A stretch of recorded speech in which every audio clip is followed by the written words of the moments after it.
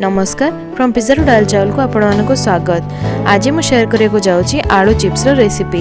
ये आलू चिप्स को न छाणी माइक्रोवेव रे बनई तो यहाँ आमर नॉर्मल आलू चिप्स टू टिके हेल्दी आ मुझे आलूर चोपा को मध्य चिप्स बनैबा देखी तो निहाती रेसिपी को ट्राई करंतु। If you want to see this recipe in English then check out the I button on the top right corner.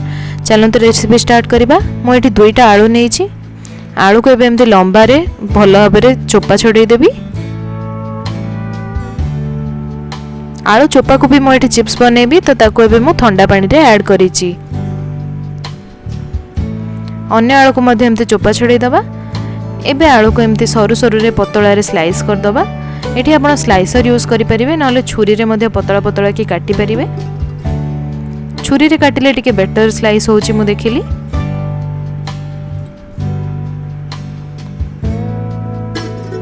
एबे हमर आलू रो ई सब स्लाइस को ठंडा पानी रे ऐड करि दबा।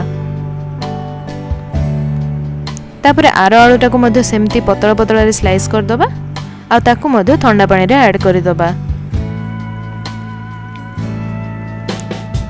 एबे आलू रो स्लाइस आ चोपा उडी को गोटे टॉवेल ऊपर एमती स्प्रेड करिकि ताकू एमती धीरे धीरे थापी थापी की सुखै दबा आ तापर ए सब को गोटे बाउल रे ऐड करिबा।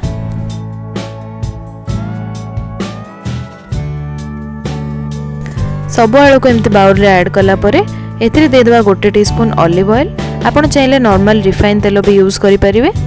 एबे आलू रो स्लाइस गुडी को तेल रे भलो भाबरे कोट कर दबा। एबे मो एठी गोटे माइक्रोवेव सेफ प्लेट नेछि ता ऊपर गोटे बटर पेपर रखिछि। आपण चाहिले खाली तेल भी लगे दे परिबे। ता ऊपर एबे आलू रो स्लाइस गुडा को रखि दबा। एबे आको 2 मिनिट पय माइक्रोवेव करिबा। 2 मिनिट माइक्रोवेव कला परे सबु स्लाइस को एमते उल्टे दबा आउ थरे 2 मिनिट पय माइक्रोवेव कर दबा।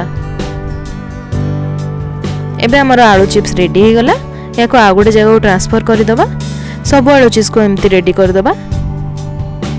तापर मो एठी गोटे जगह रे आधा टीस्पून लूण नेछि आउ नेछि आधा टीस्पून लंका गुंड आउ आधा टीस्पून चिली फ्लेक्स। ए सब को भला भाबरे गोळै दबा आउ आलू चिप्स सहित ऐड करि दबा। आलू चिप्स सहित ए मसला को भल भाव गोले दबा। देखो तो केते बढ़िया क्रंची है हमर आलू चिप्स।